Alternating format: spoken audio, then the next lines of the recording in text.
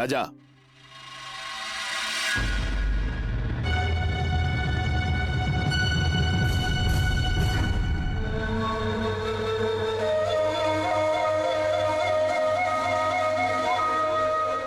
నువ్వు నేను చెప్పిన మాట తిరస్కరించావు. మేం నీకు చెప్పాను కదా ఈ అమ్మాయిని కలవకూడదని, అయినా కలిసావా? ఎందుకు? నువ్వు తనని తీసుకొచ్చావా లేక తనే ఇక్కడికి వచ్చిందా? చెప్పు. చెయ్యి చెయ్యి.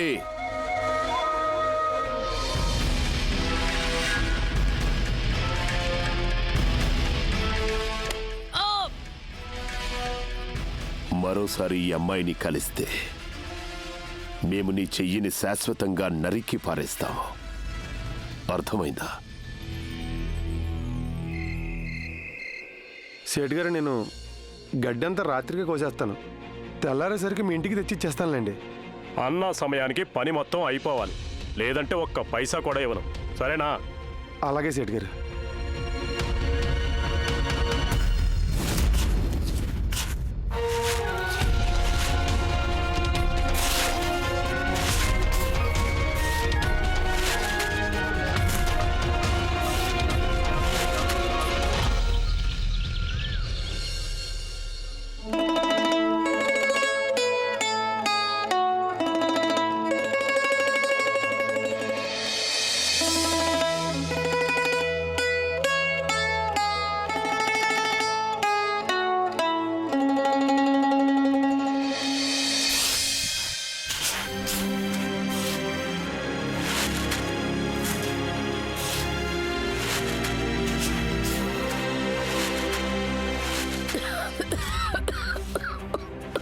లక్ష్మణ్, ఎందుకు ఇంత కష్టపడుతున్నావు? నువ్వు విశ్రాంతి తీసుకో, లేదంటే ఆరోగ్యం పాడైపోతుంది.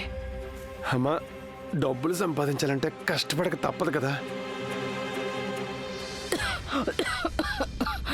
మనకంత డబ్బు ఎందుకు చెప్పు లక్ష్మణ్? మనకెంత కావాలో అది మన దగ్గరే ఉంది కదా. మన దగ్గర లేనిదేది మనకు అసలు అవసరమే లేదు. అమ్మా, ముందు మీ ఆరోగ్యం చూసుకోండి.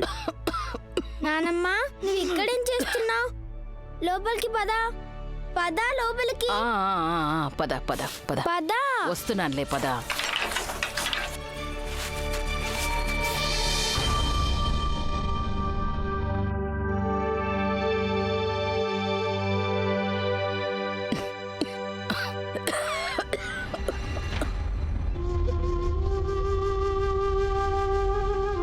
అరే, ఏమైంది నీకు?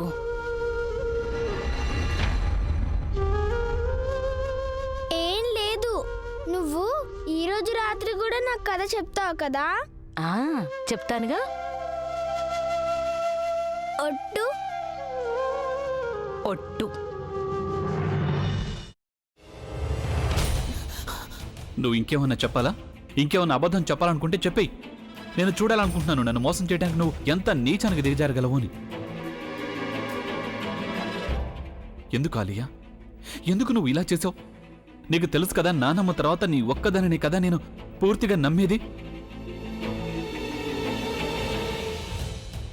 ఏమన్నావు నువ్వు? ఈ మధ్య అన్నిటినీ మర్చిపోతున్నావా?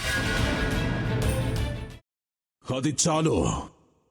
వాటిలో ఉన్న శక్తి విషయాన్ని గ్రహించి మనకు వివరిస్తాయి.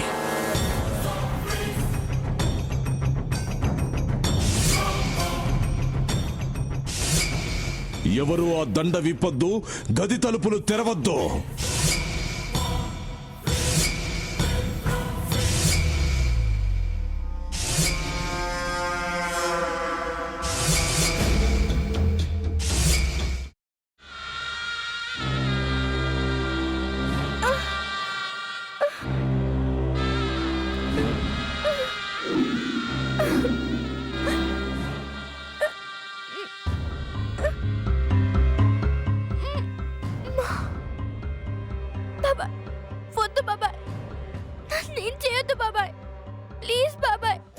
నీకు నిజం తెలిసినప్పుడే నా ఆలోచనలో నువ్వు చచ్చిపోయావు.